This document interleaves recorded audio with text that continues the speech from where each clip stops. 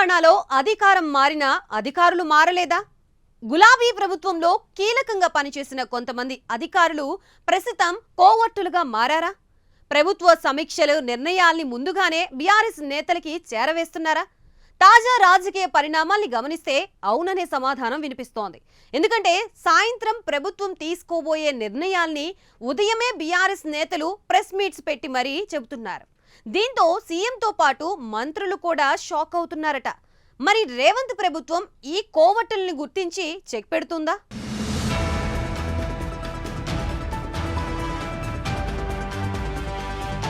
కొంతకాలంగా బీఆర్ఎస్ ముఖ్య నేతలు ప్రెస్ మీట్లలో చేసిన డిమాండ్లు సాయంత్రానికి సర్కారు ఉత్తర్వులుగా వెలువడ్డం కనిపిస్తోంది. దీనిని బట్టి చూస్తుంటే ప్రభుత్వ యంత్రాంగంలోని వివిధ శాఖల్లో ఇంకా గులాబీ కోవర్టులు ఉన్నారన్న అనుమానాలు కలుగుతున్నాయి. ఏకంగా ముఖ్యమంత్రి నిర్వహించబోయే సమీక్షలు, అందులోని అంశాలు ముందుగానే ప్రతిపక్ష బీఆర్ఎస్ ముఖ్య నేతలకు తెలిసిపోతున్నాయన్న సందేహాలు కలుగుతున్నాయి. తాజాగా తెలంగాణ భవన్లో BRS working president KTR press meet పెట్టారు. నిరుపేదలకు ఎలాంటి సమాచారం ఇవ్వకుండానే వారి ఇళ్లను హైడ్రా కూల్చుతోందని, పెద్దల ఇళ్లకు మాత్రం నోటీసులు ఇచ్చి అటువైపు కన్నెత్తి చూడడం లేదని ఆరోపించారు.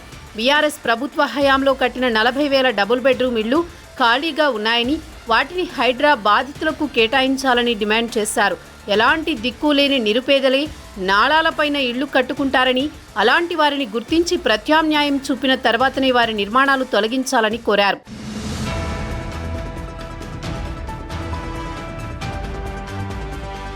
అదే రోజు మధ్యాహ్నం జూబ్లీహిల్స్లోని తన నివాసంలో సీఎం రేవంత్ రెడ్డి వివిధ శాఖల అధికారులతో సమీక్ష నిర్వహించారు. ఇందులో ముఖ్యంగా Musi river front, metro rail మార్గం విస్తరణ ప్రధాన అంశాలుగా ఉన్నాయి. మూసీ పరివాహక ప్రాంత బఫర్ జోన్లో ఉన్న వారి వివరాలను సేకరించాలని అధికారులను ఆదేశించారు.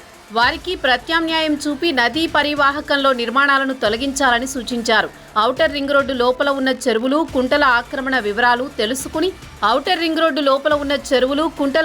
వివరాలు తెలుసుకుని నివేదిక ఇవ్వాలని, వాటి పరిరక్షణకు పటిష్ట చర్యలు తీసుకోవాలని సూచించారు. ఈ సమావేశం ముగిశాక సాయంత్రం మూసీ పరివాహక నిర్వాసితులకు 16,000 డబుల్ బెడ్రూమ్ ఇళ్లు కేటాయిస్తూ ప్రభుత్వం ఉత్తర్వులు జారీ చేస్తుంది.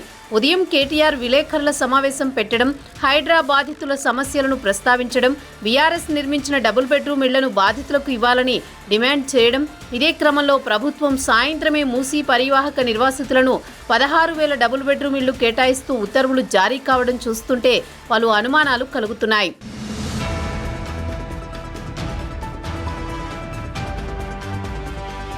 వివిధ శాఖల్లోని ఉన్నతాధికారులు ప్రభుత్వం నిర్వహించే సమీక్షలపై ముందే బీఆర్ఎస్ ముఖ్య నేతలకు ఉప్పందిస్తున్నారన్న అనుమానాలు కలుగుతున్నాయి. ముఖ్యంగా ముఖ్యమంత్రి ఏ అంశాలపై సమీక్ష నిర్వహించబోతున్నారు, ఎలాంటి నిర్ణయాలు తీసుకోబోతున్నారు అనే విషయాలు ముందుగానే ప్రతిపక్ష పార్టీ పెద్దలకు చేరుతున్నట్టు సందేహాలు వస్తున్నాయి. ఈ క్రమంలోనే మూసీ రివర్ ఫ్రంట్ పై నిర్వహించే సమీక్ష వివరాలు సైతం బీఆర్ఎస్ ముఖ్య నేతలకు తెలియడం వల్లే ఆ పార్టీ వర్కింగ్ ప్రెసిడెంట్ కేటీఆర్ సమీక్షలో తీసుకోబోయే నిర్ణయాలకు తగినట్లుగా మాట్లాడారనే సందేహాలు కలుగుతున్నాయి. ఇప్పటికీ గత ప్రభుత్వంతో కలిసి పనిచేసిన అధికారులు బీఆర్ఎస్ నాయకులతో సత్సంబంధాలు మెయింటైన్ చేస్తున్నారని, ప్రభుత్వం పెద్దలు హెచ్చరికలను బేఖాతరు చేస్తూ ఇంటర్నల్ విషయాలను లీక్ చేస్తున్నారన్న ఆరోపణలు వినిపిస్తున్నాయి.